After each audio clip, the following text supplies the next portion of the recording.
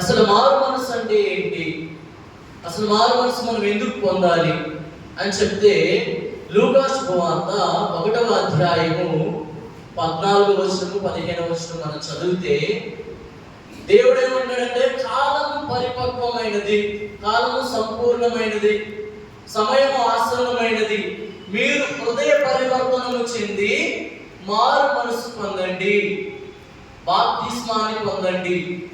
దేవుడు ఏం చెప్తున్నాడంటే తన శిష్యులతో, మీరు ఈ లోకమంతటికి వెళ్ళి పితా పుత్ర పవిత్రాత్మ నామమున వారికి జ్ఞాన స్నానం ఇస్తూ వారు మారు మనసు చెంది ఇదిగో నన్ను స్వీకరిస్తే వారు రక్షణ పొందుతారు అని చెప్తూ ఉన్నాడు.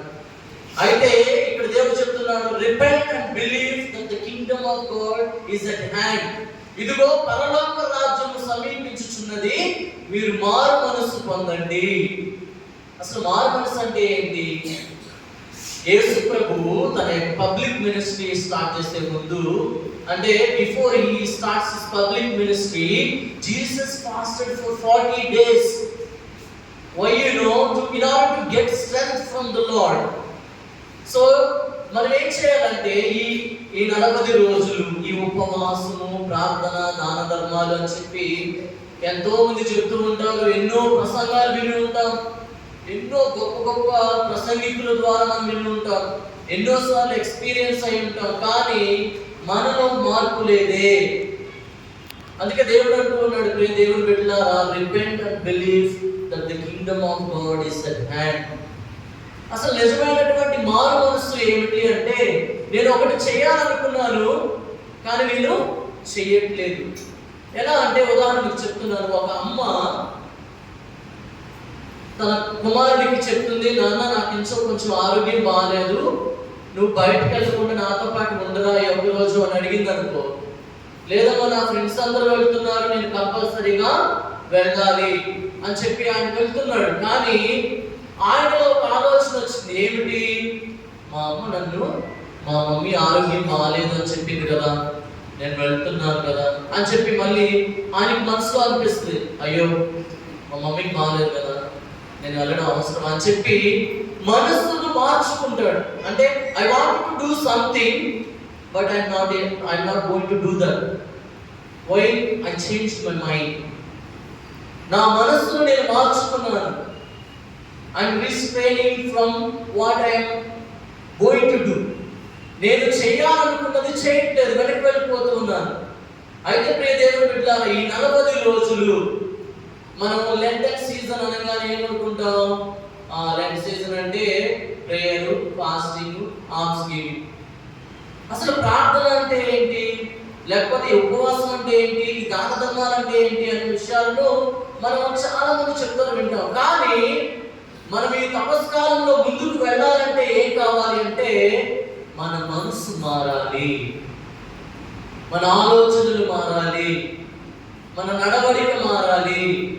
మారాలంటే ఏం చేయాలి అంటే, అందుకే ఒక గొప్ప వ్యక్తి చెప్తూ ఉంటారు, your thoughts will become your actions. నీ ఆలోచనలు నీ క్రియలు అవుతాయి. అవి ఎలాంటి ఆలోచనలు అయి ఉండాలి? దైవికమైనటువంటి ఆలోచనలు అయి ఉండాలి, ప్రార్థనాపరమైనటువంటి ఆలోచనలు అయి ఉండాలి, ఇతరులను మంచి కోరే ఆలోచనలు అయి ఉండాలి. కానీ what is our thoughts? What is there in our mind? ఎవరిని నాశనం చేద్దామా, ఎవరి గురించి చెడు మాట్లాడదామా, లేకపోతే ఏ విధంగా చెడు ఆలోచనలు ఆలోచిద్దామా అని చాలా మంది. See, we are worried about others. We are just worried about others.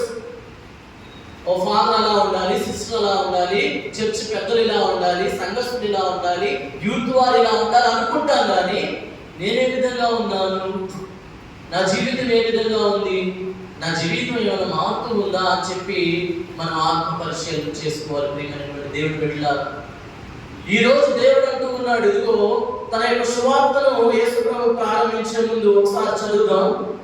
మత్తయి సువార్త 4వ అధ్యాయం 17వ వచనం. The Gospel of Matthew chapter 4 verses 17. అక్కడ మనం చదివితే దేవుడు అంటున్నాడు, మీరు మారు మనసు పొందండి, హృదయ పరివర్తన చెందండి. ఎందుకు మనం మారు మనసు పొందాలి? నేను ఉన్నది మంచిగానే ఉంటున్నాను కదా, what I'm doing is good, According to me, what I do is good. But according to the others, what you are doing is wrong. What you are doing is hurting them. You may be humiliating them, you may be mocking them, you may be insulting them.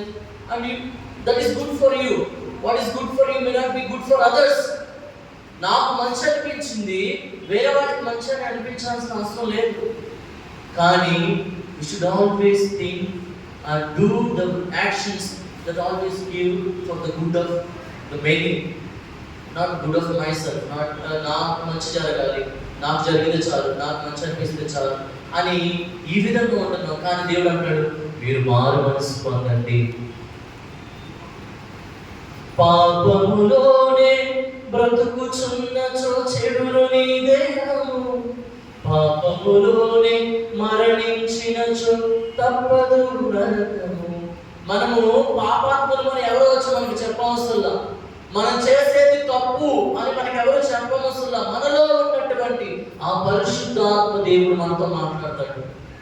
నేను ఏదైనా చేస్తున్నప్పుడు the spirit of the Lord always ask you to make you to think what I am doing is good or not. Is it right for me to do this thing? If it is wrong, I don't do it. If it hurts my family, I don't do it. If it hurts someone, I don't do it. So my dear friends, మనం ఏం చేయాలంటే the spirit of the Lord, the voice of the Lord always speaks to us. Are we able to listen to it?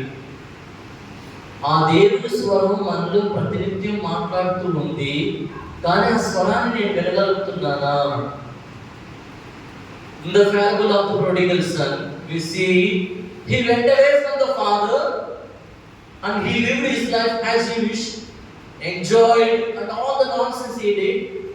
But when he came to his senses, he understood that what he had done is wrong and he is ready to change himself, returning back to the father.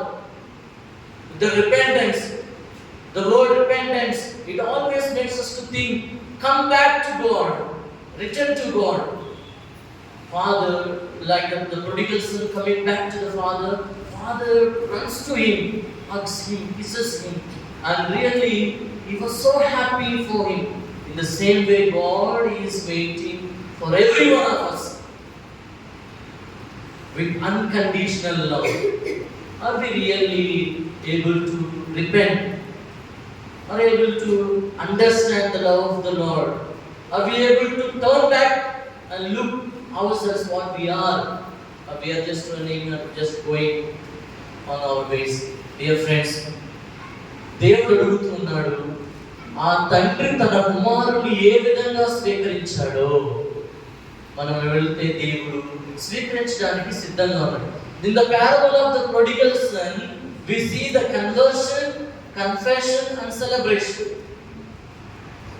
Conversion, confession and celebration. The conversion of his heart, the conversion of his life, the confession of all that he has done. Then there will be a celebration with the Lord. So we should always have these qualities: the conversion, confession and the celebration with the Lord. So Lenten season